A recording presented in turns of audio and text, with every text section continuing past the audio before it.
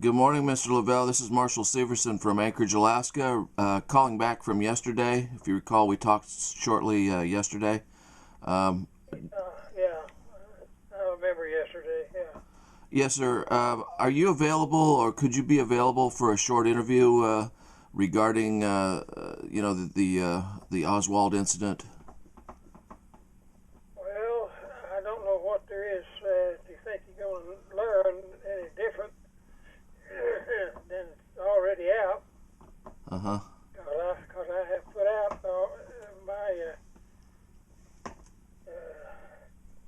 opinion of it and what happened. Of course, I stayed with it there till after midnight. Uh huh. After it happened, and so if you got what I covered, you'd have the truth and nothing but the truth. So, but Well, do you think you'll find something different? no, I don't think necessarily find anything different. Just information on your opinions, perhaps, of uh, the other folks involved, and also I'd like to pay respects to your service during World War II and find out. One of the questions I have is, did your experience in Pearl Harbor, did that prepare you for the attack on Lee Harvey Oswald? I mean, did that, was, obviously, Not at all. That's two different things altogether. okay, and the thoughts on that from my perspective, for what it's worth, was that, sometimes we talk about being in battle. It prepares a person for other challenges in life. That was my thought. That's probably a pretty good thought, but in my particular case, it might be with some officers and some one that's in the service, but after so long a time, I've been shot at real close up 4 different times, Uh huh. and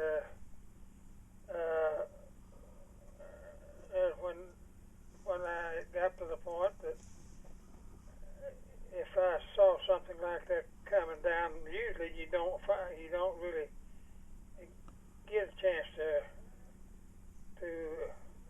study it or anything. It happens so fast that you just react on the spur of the moment, and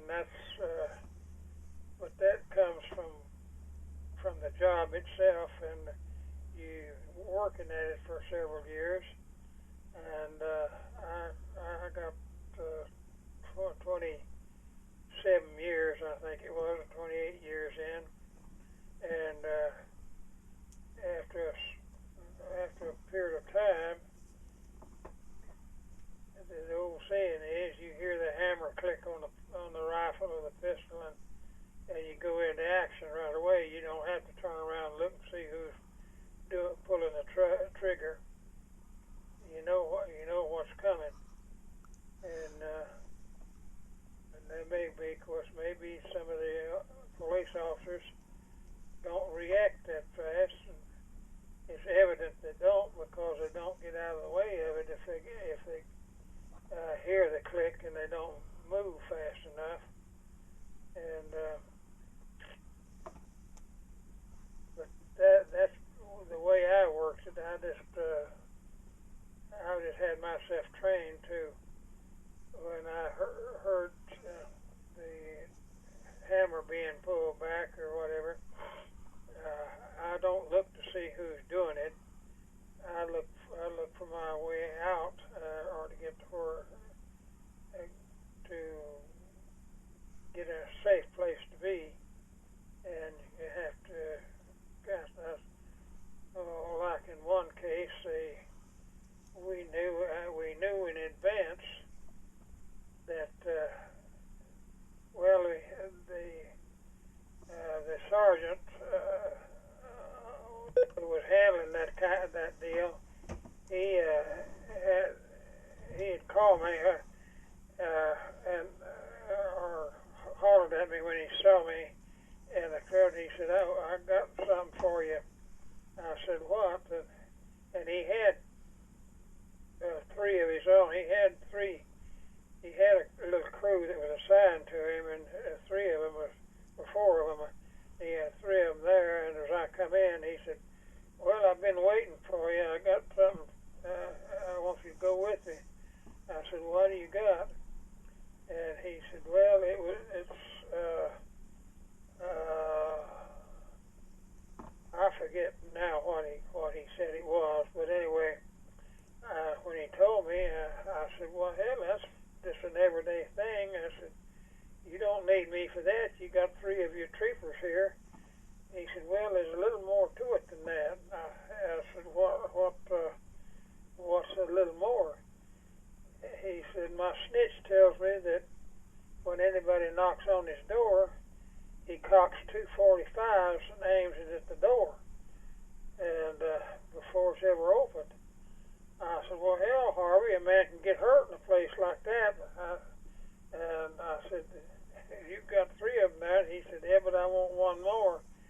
He said, "As long as I got you with me, I feel a lot safer." So I said, "Well, if that's the way you feel about it, well, let's get it over." So we, of course, we had put two of the other officers in their own car, and they followed us out to the place, and they was to come in the back door, and when we got in, we'd open the door for them.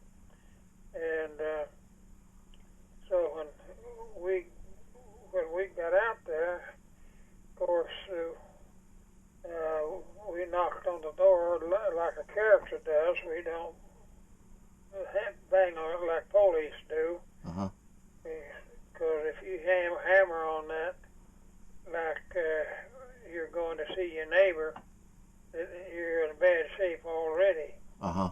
So what we did, I let him do it. He tap, tap, tap real lightly, just because that's the only way to get those characters to open the door. If you hammer on the door, they're not gonna open it. And so he just tap, tap, tap real lightly on the door. And here come a young lady up and opened the door wide. And as soon as she opened it, Harvey and I just bound through and told the police for the search warrant. And I hollered, "Don't anybody move, stay put." Well, she didn't make it. She tried to run backwards, and she fell flat on her back, and her feet went up in the air. And he was sitting, as it turned out, about 2 feet from the door, 2 or 3 feet from the door. As I stepped in, and he was on my side, and he had the pistols all right. He had one of them. He was sitting there within 3 feet of where I was, and when he threw the pistol up and pulled the trigger on it, he was within. Well, I could when he reached out his hand, I could reach out mine and touch him. That's how close we were when I got in. Wow. Well, a bullet come right under my chin, and it blistered my Google deal under my throat that kind of hangs down. It went under my chin there, and but I grabbed him and by the hair of the head, because he had a good head of hair. And when I reached out, and he was standing there, I could reach him. And all of this is going in action without any hesitation. Mm-hmm. I grabbed a handful of that hair and jerked him out where he was, and he hit on his stomach and slid a little further out. He had still had the pistol in his hand, and I dashed over there and kicked that pistol out of his hand, and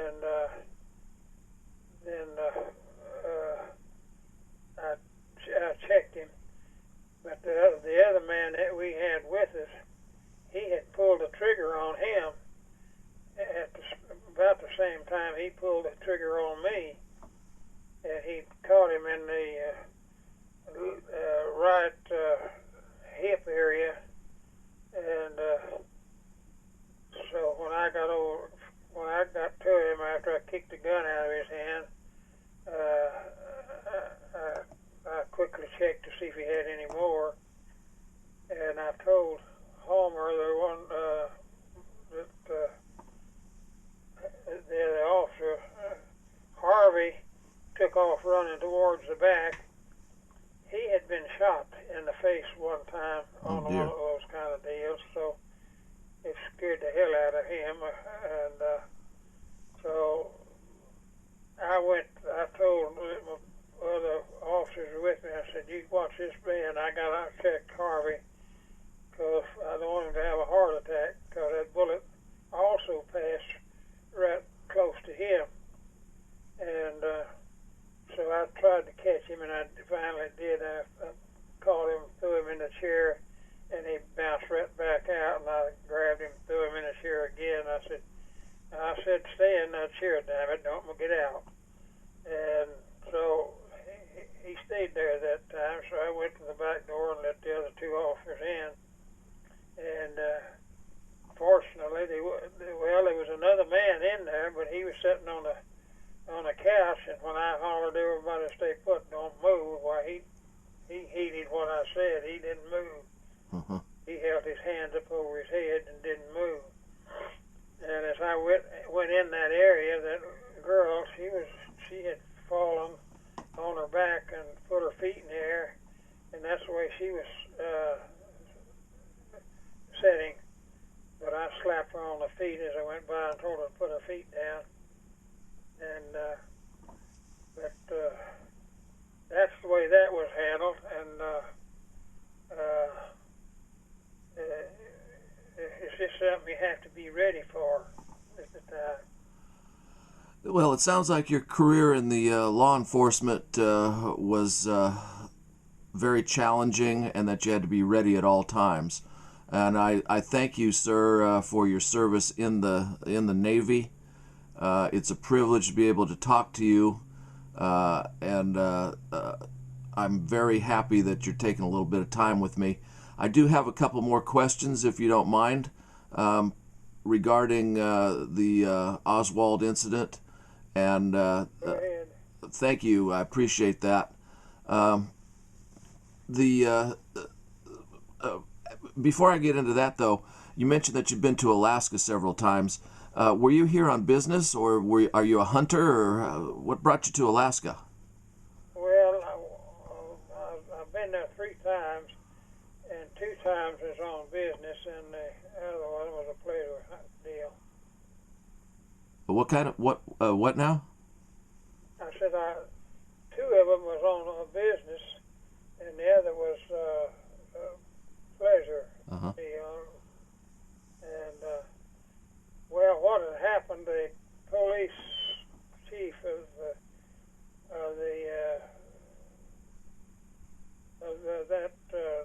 area there. God dang it, I can't even call the name of it in front. Was it Anchorage? Yeah, the one that was chief of all of that. He had called me and wanted me to come up and do just what you're doing right now and talk to them. Uh-huh. And so I kind of I told him, I think it was November when he wanted me to be up there. And I told him, I said, well, hell, Chief, it's going to be cold in November. Yes, sir. He said, well, it's cold here now. So, and I said, well, all right. So I went up and stayed about a week. And what they wanted to do was just go over what you're doing, more or less. And then I got to travel around pretty well with all of, see how they handle things. And then the next time I went, I took my wife, and that was a pleasure trip. And of course, they treated me real nice, and helped us go wherever we needed to go and what have you. And then I got another call back that they wanted to check something out. I don't remember now what it was. But so that didn't last too long. Uh-huh. But it was interesting. Both times I was there. So. Well, I'm very glad that you got to visit Alaska and pass on your knowledge to, sounds like our troopers and police officers. So, again, much obliged for your service on that. I'm also glad to hear that you got to travel to Alaska with your wife. Alaska is a wonderful place.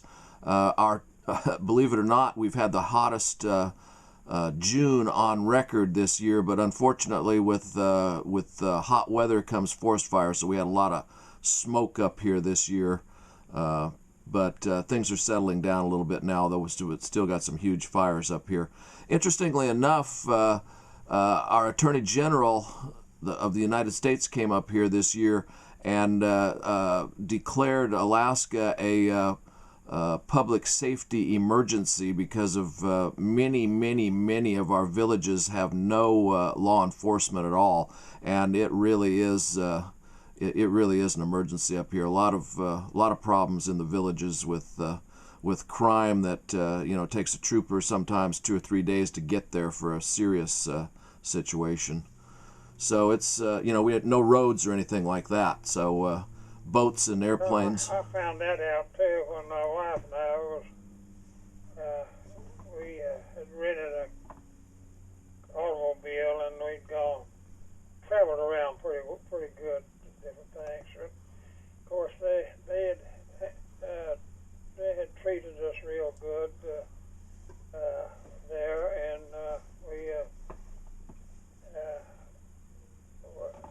we just didn't want for anything because they took care of us real good. And FBI agent and his wife come over one time and spent the full day with us, going here and yonder, and so it was really an enjoyable visit. Glad to hear it. I do have a question. I presume at the time of Mr. Oswald's attack from Jack Ruby that you were armed and you had Mr. Oswald in handcuffs. Well, I had 2 45s, one on each side. Uh-huh. And that was a situation when he eventually got shot and everything. I was handcuffed to him, and that kept me from being able to do the things I would have liked to have done. But I did catch a hold of Oswald and jerk him down to my side, and it was just really fortunate that the man that shot him missed me, because he was aiming right at me at one time, and I tried to jerk Oswald over, and so he was able. Well, he was with arm's reach of a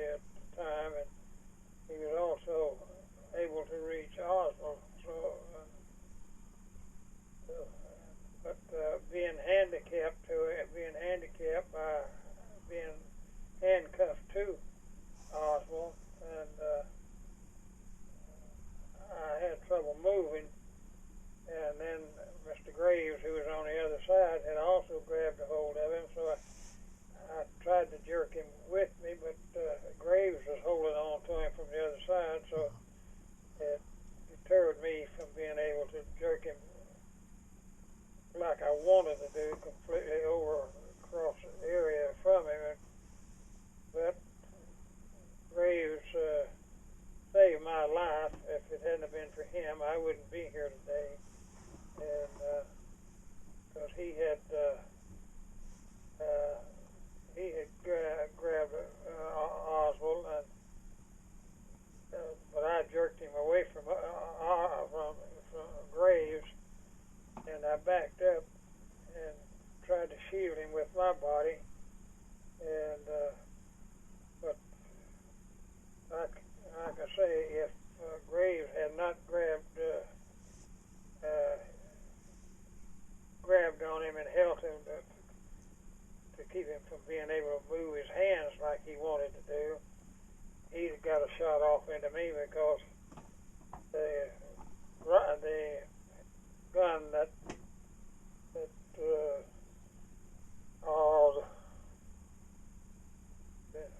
Ruby? man that shot him. Ruby? Yeah, Ruby. He had, like I say, he was pointed right down at me at first thing. It wasn't intentional, but he was just. I think Graves had grabbed him too and moved him a little bit. But I backed up a step, and I didn't let anybody come near him, not even a police officer, for a few seconds, a minute or two. Because, well, I'd heard so much in the years past about police officers having a tantrum or something, and take action when they really shouldn't. I was afraid one of them might come over there and just shoot him without any other thing happening. So when one started over and got to me, I held my hand up for him to go back, and there's only one or two or three of them that started over to help me when I just motioned them to go back, and to help the other crews with it. And then after they had turned around and went back to in the crowd, there's one of the officers that had stayed where he was next to the wall. The others, there was 3 or 4 of them there together, and the others all run and joined the crowd, trying to get in on it. And this one officer had stayed there, and so when I saw that he was not going to get excited about it, I told him, I said, "Come help me carry him inside." So he came over and picked up his feet, and I carried the chest part of him into the back inside, laid him down, and then my first action was to check and see where the bullet hit him, and it hit him in the as he was facing him. It hit Oswald's left side, and but it must have hit a bone or something and caused it to change directions a little bit, because it ended up over on the right hand side, and so it went in on the left and ended up on the right hand side. So when I got to of course I did my search, as I normally see where the bullet was, and located it. So when I got to the hospital with him, the doctors was already there, ready to work on him, and they grabbed the scooter that I had him on and started to pull him in, and I grabbed him, pulled him back. And I said, "Wait a minute." And I said, "Before you take over, I want that bullet out of him. It's right over here on the right-hand side." I told him where it was, so that the doctor that was going to pull him in, he reached in there and felt of it, and he took his scalpel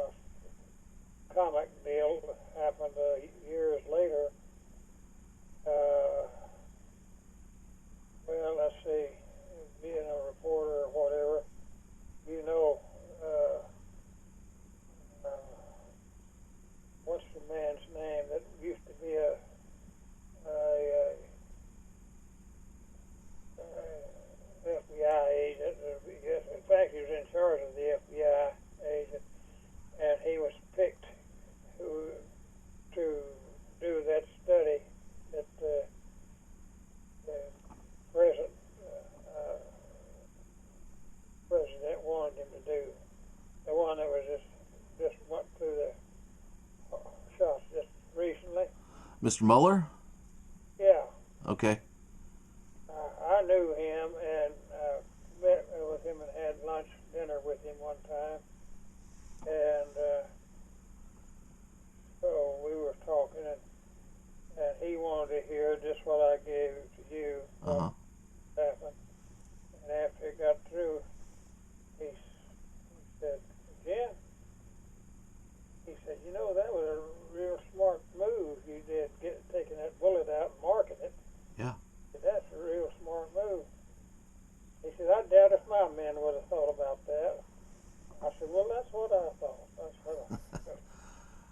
Well, I think the examples you give me so far just testify to your alertness and clear-headed thinking. That's why I tried to tie it back to Pearl Harbor too. Is that under stress, you rely on your training and your experience and move forward.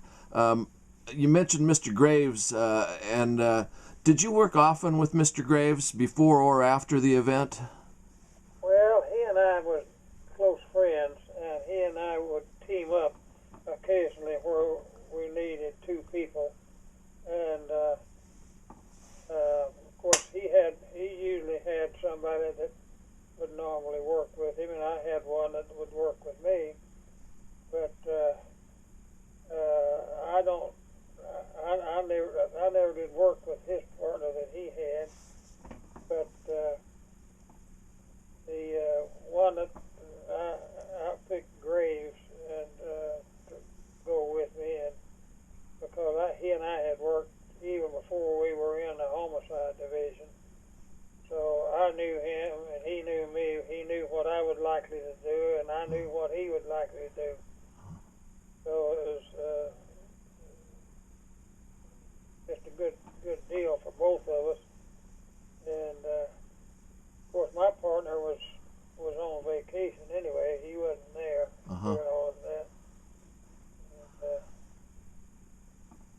so when you were handcuffed to during the time you were handcuffed and then the shooting with Mr. Ruby's shooting, when did you take the handcuffs off of Mr. Oswald? Well, just as soon as I had that other officer join me and pick up half of him and carried him inside and laid him down on the floor. And the first thing I did was look to see where the bullet was, because I knew that the bullet had stayed in him because there was no other opening. And so I started feeling all over him then to see where it was. And then when I located it,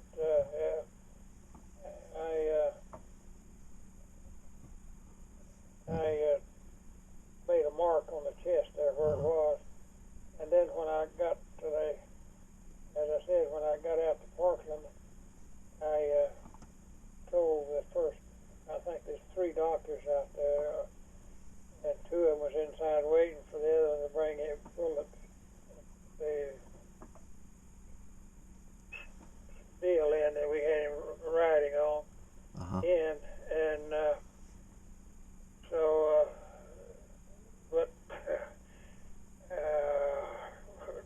funny part about this is, that I thought was kind of funny,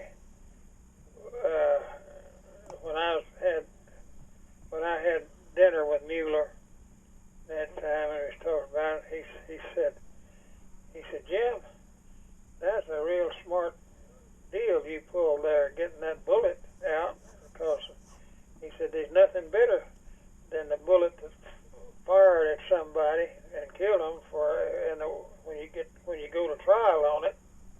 And he said, I doubt if my men would have thought about that. He was head of the Secret Service at that time. And he said, I doubt if my men would have thought of that.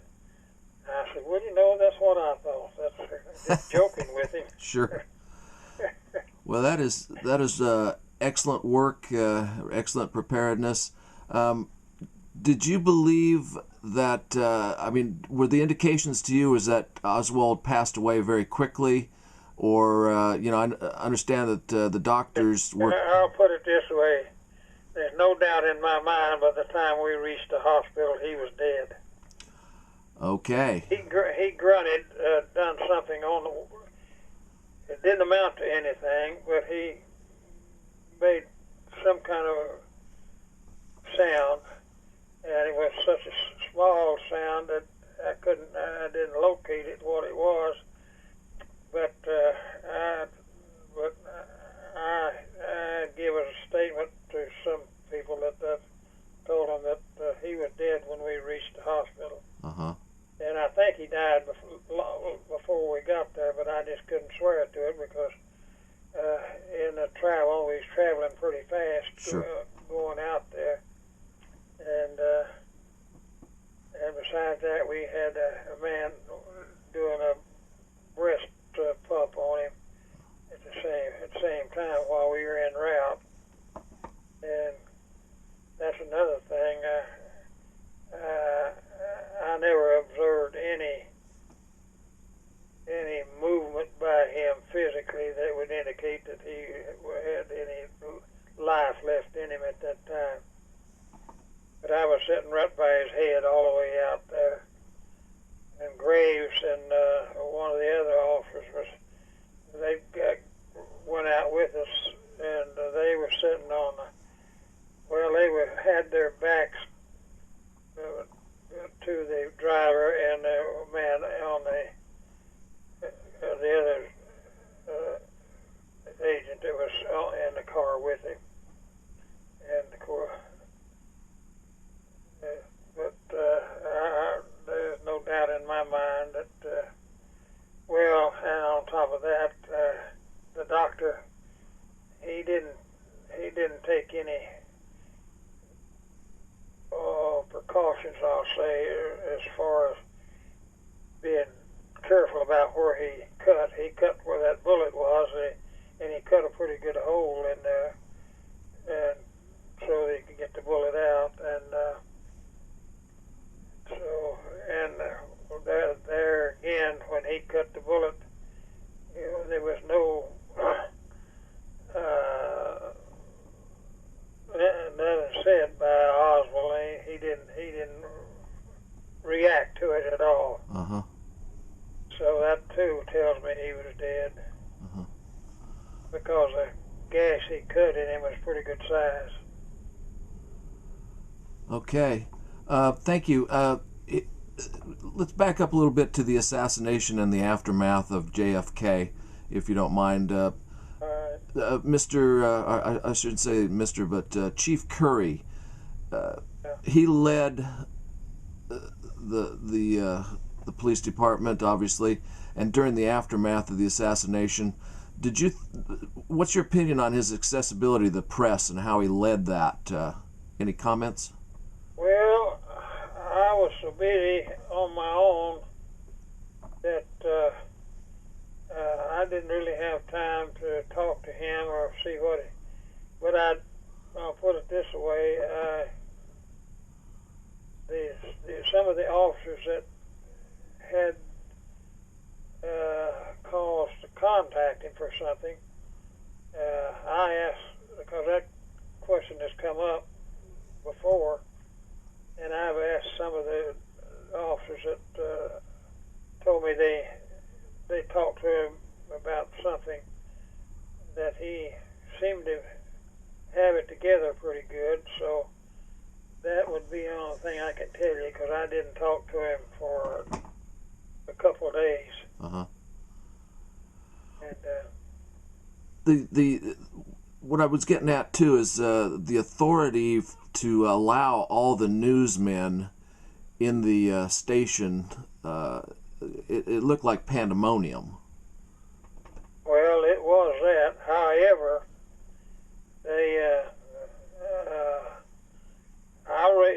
you're not by yourself on that. I raised hell about that myself while they were all there. Uh-huh. They felt that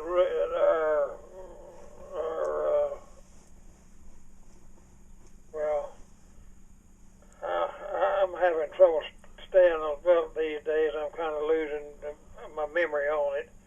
Not on that, but just on everything. But have you been in that police department down there? No, sir. I've been to the 6th floor, though, several times. Yeah. Well, the what do you hallway? I'll get it right here in a minute.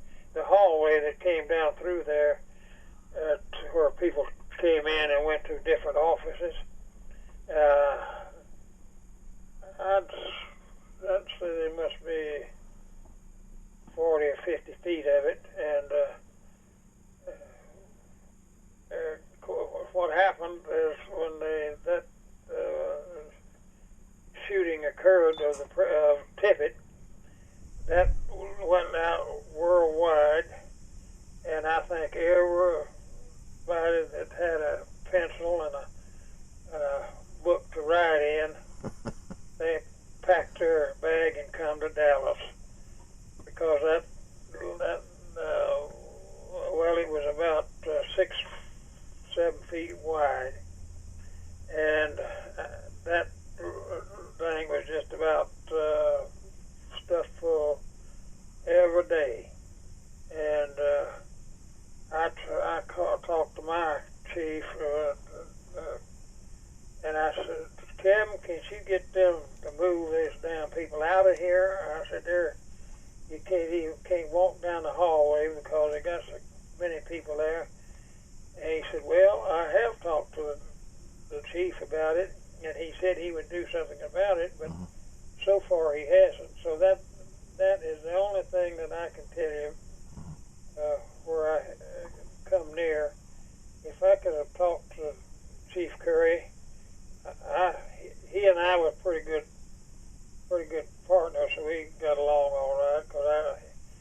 Because when I joined the department, he was on my training deal, and so we got to know each other pretty well, and I got to where I could kid with him and so forth, or be serious with him about something if I needed to.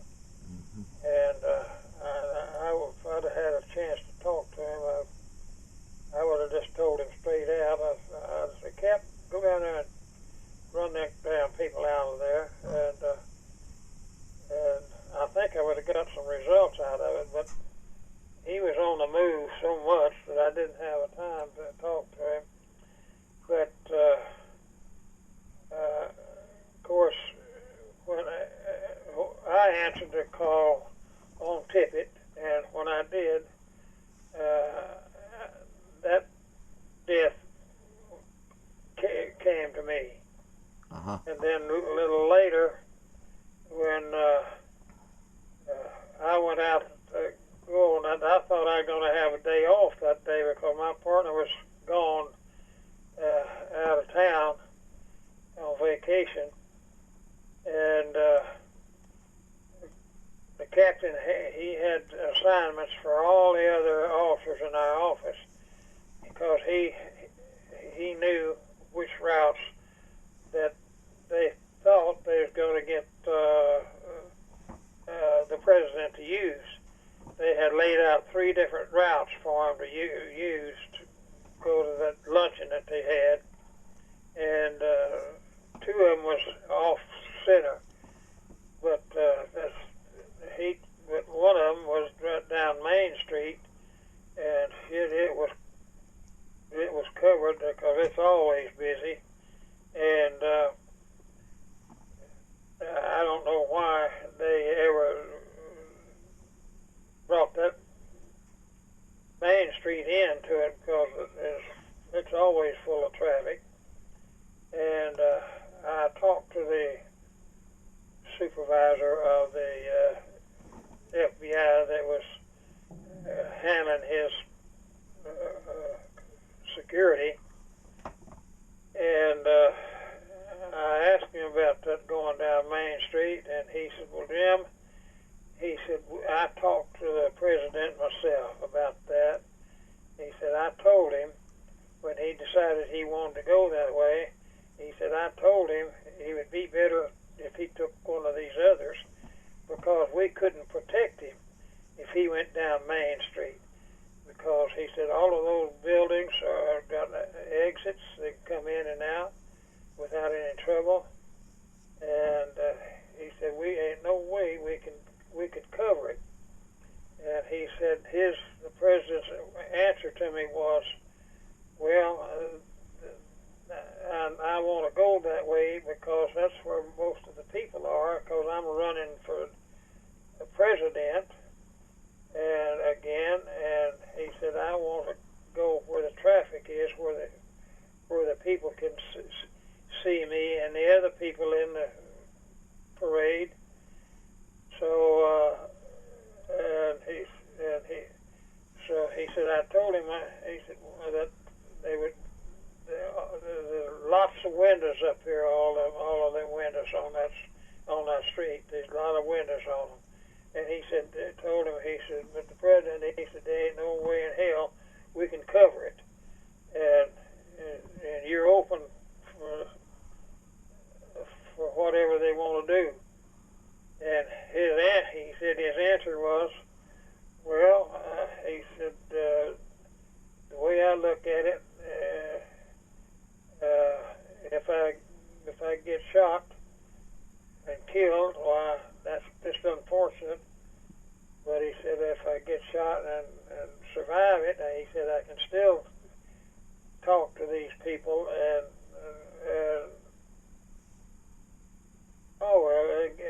in other words,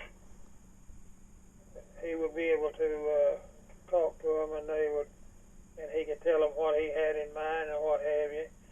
But he said another thing is, he said, if nobody shoots from up there, he said, I can have a good layout of people. He said the people that are up on those 6th and 7th floors, he said they can peek out and look out the window, or they open the windows and look out and see the motorcade going by. Or he said they can take the elevator down and be down there in just a few seconds and be first hand on it. He said if nothing happens, he said they got an ideal place to see the motorcade. Uh-huh. And I said, well, I'm glad to hear you tell me that. He said, I thought that nobody had probably taken that up with him, and I'm glad to know that you did. And he said, yeah, he said, I talked to him a good little bit about it and explained to him all the dangers that would arise by him going down Main Street. Of course, he got through Main Street without being shot, but it was still there anyhow. Yes. May I ask you... let me give you one other thing. Sure.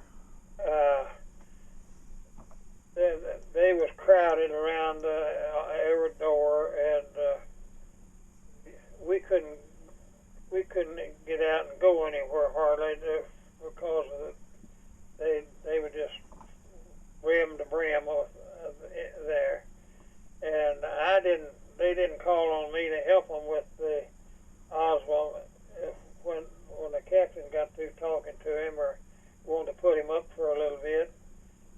Any other time, they called on me to go get him out of jail and bring him down and so forth. If they wanted him for some business to talk to him. And so one time the captain was through with him and wanted to put him back in his jail cell.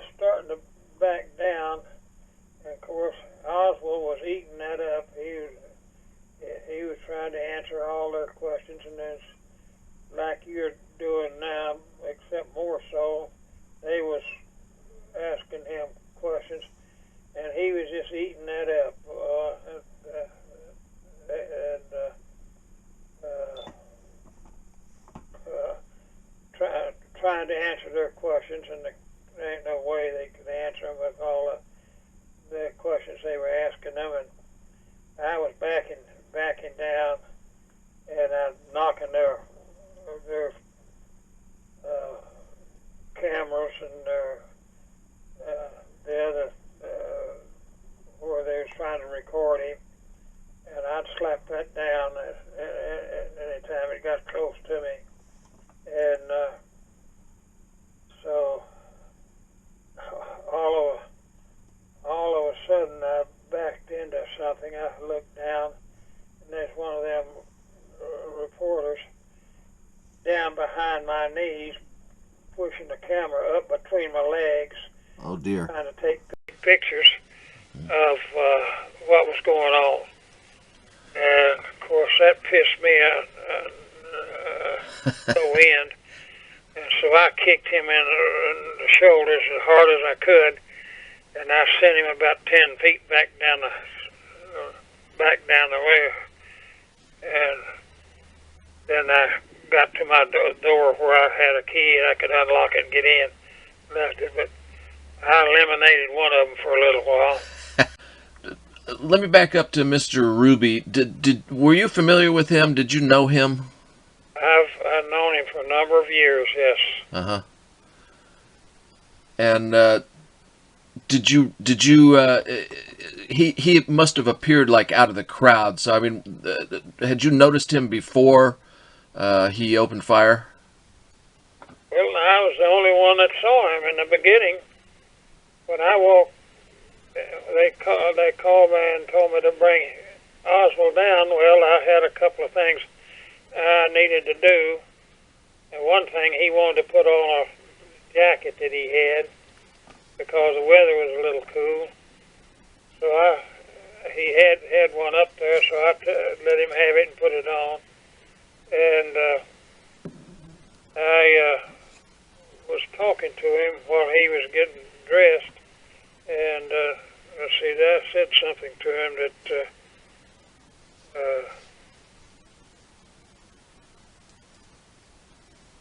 well, I guess one of the things that I told him, rather, I said, Lee, I wish I was as good a shot as you are. And that just tickled him to death. He got to laughing about that, because that was what he's looking for, stuff like that. And I could have give him a better thing to go with than that. And so, of course, that told me also that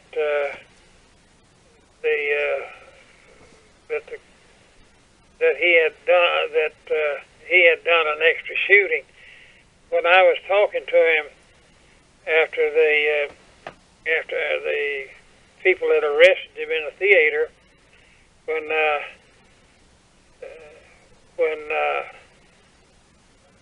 I took over from them on that, and so I pulled him off to one side and asking him a few questions, and of course he was very polite to me.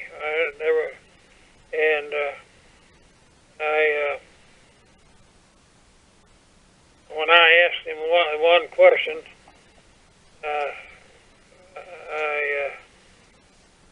I told him one question. Well, there's two of them really, but I told him, and I said, I wish I was as good a shot as you are. He just laughed up a storm, because that was just exactly what he wanted, was compliments to be paid to him. And I asked him then about shooting the officer. And he said, very politely, he said, well, I haven't shot anybody. And, of course, that told me right then, because I'd already figured out that he was the man that killed the officer. And when he used that word anybody, I haven't shot anybody, that told me there was another shot fired, because that was the wrong answer, because he should have answered it, I didn't shoot no officer, or I didn't shoot an officer, or anybody, I didn't shoot anybody. But when he said I didn't shoot anybody else, or something to that effect, that told me that there was another shooting in the background. Because normally what he would have answered, I didn't shoot the officer, and or I didn't shoot that officer, or whatever. But when he said I didn't shoot anybody, that was the wrong answer to that question. And like I said, it should have been I didn't shoot that officer. And your assessment came from all your many years of experience. Another follow-up on Mr. Or Officer Tippit and the prime witness, Helen Markham. How did you come across Helen Markham?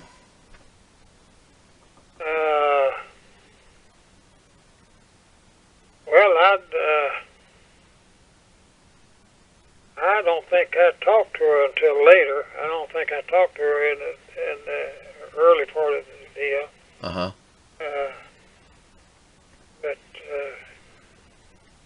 But she was,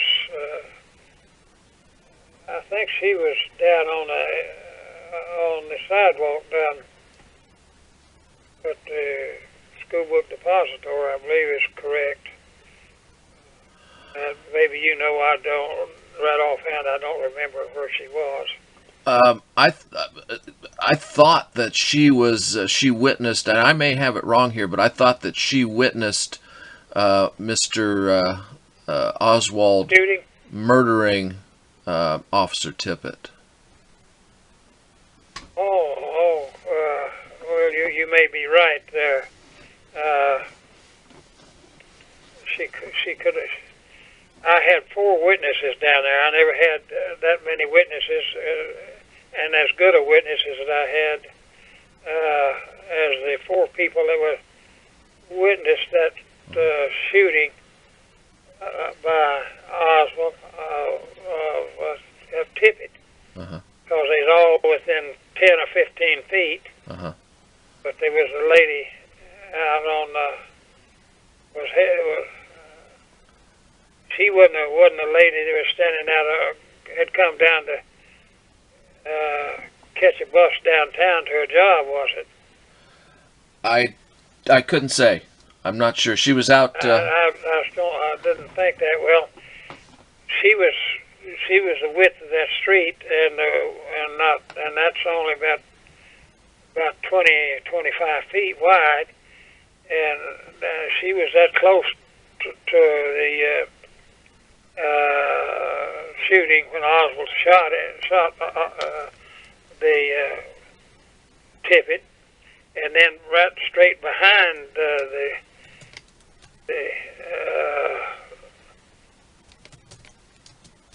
behind Oswald was 2 sisters, and they heard the first shot and run to the front door, so they saw the other 3 shots, and they was not more than 20, I don't know, it wasn't that far, about 15 feet from the shooting when he shot Tippit, and they witness had a real close-up deal on it, and then there was a cab driver behind her had pulled into the side of the street to eat his sack lunch, and he had a clear view of it, because I checked all of that out, and there wasn't anything to keep him from seeing it either. He was, I'd say, just guessing at it right now, I'd say he was about 25 or 30 feet behind him, but he was the furthest one out. But he had a clear view of it, so clear that when Oswald started to leave the scene, he headed right towards him, and in fact, he walked right in front of his cab. He said, I thought he might try to take me hostage, and he said, I jumped out of the cab and run behind it. And when he said he didn't stop, he just went right on past the hood of my front end of my car. And he said I had a real good close-up view of him as he went by. And in fact, all four of those witnesses had good vision on that. And I've never had such good witness in my life on that. I've never had four good witnesses on something and have them remember everything they saw. Because I used them, I got them out and had them to draw areas of where they were and what have you. And we went back and took pictures of the areas where each of them was. And I got a lot of compliments from other police officers. Man, how did it happen that you got such a good view of all of them? And I said, well, I wasn't there, but I said I didn't need to be, because after talking to them, they had it down pat. And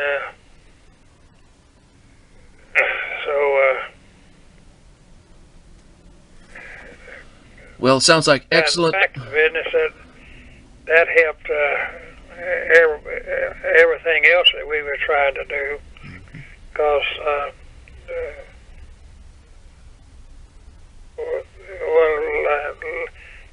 people had come along later on and said they walked by while the shoot was going on. Well, that was bullshit. These people said they didn't see anybody else there, and they so that is, like I say, that's the best witnesses group I ever had. And it points to your BS indicator too, because you could, sort out what they said from these other folks that tried to, Oh yeah, come up with other stuff. Right. I've had one man come up with a deal that he just happened to walk by the place where Tippit was shot, and he saw that, and he just happened to walk by. Who else was it that got shot?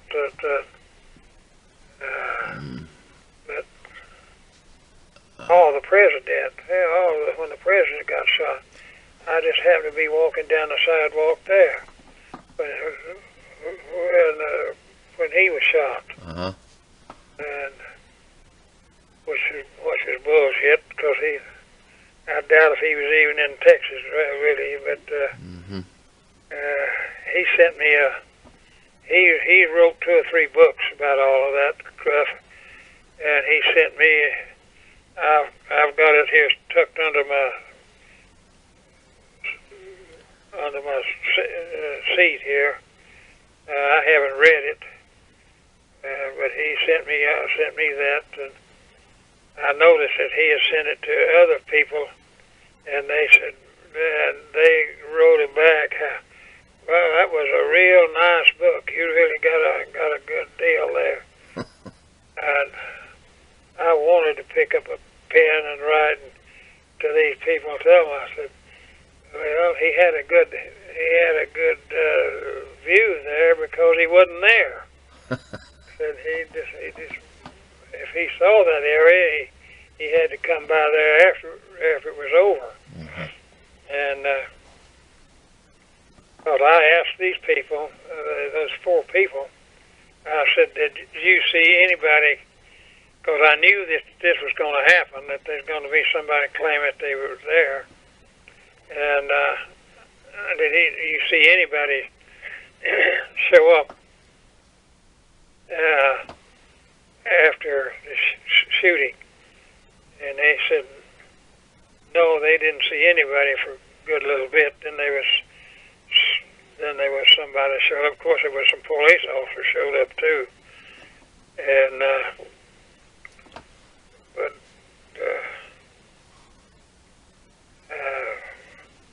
there wasn't nobody in that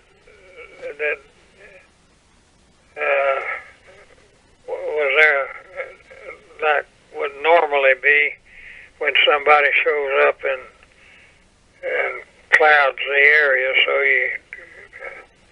you have to get past that. Uh-huh. I didn't have that problem to do. When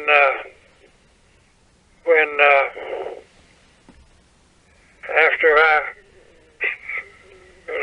left or got through working the Tippit deal, getting it squared away,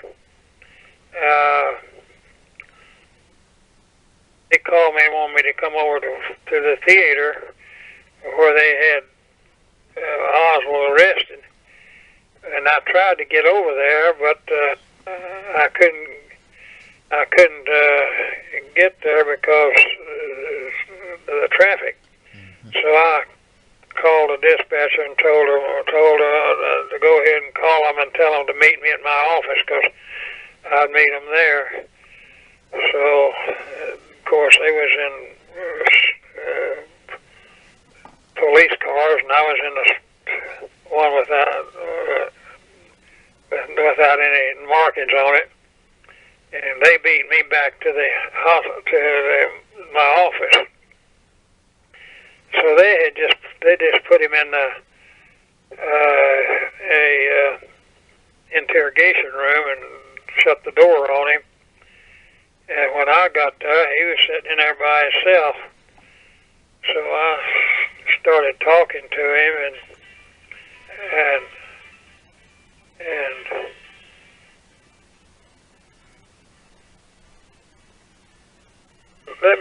let me put you on hold for a second. Okay. Somebody's trying to call in. Yes, sir. Hold on.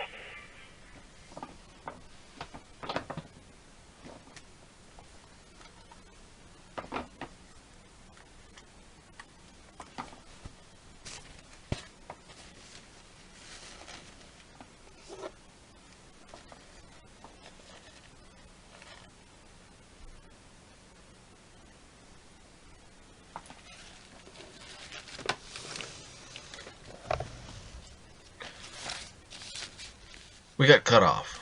I called back, but the interview was over. There were other matters to attend to. I never got to ask my question about whether Mr. Leavelle had bought a new suit to accompany Oswald. In the black and white Pulitzer-winning photograph of the shooting of Oswald, Detective Leavelle stands out in his light suit and Stetson hat among the gray flannels and dark fedoras of the era. Jim Leavelle will always stand out in history and in the minds of those who witnessed the fatal events of the early 1960s, not knowing that violence and turmoil would still follow. Thank you for listening.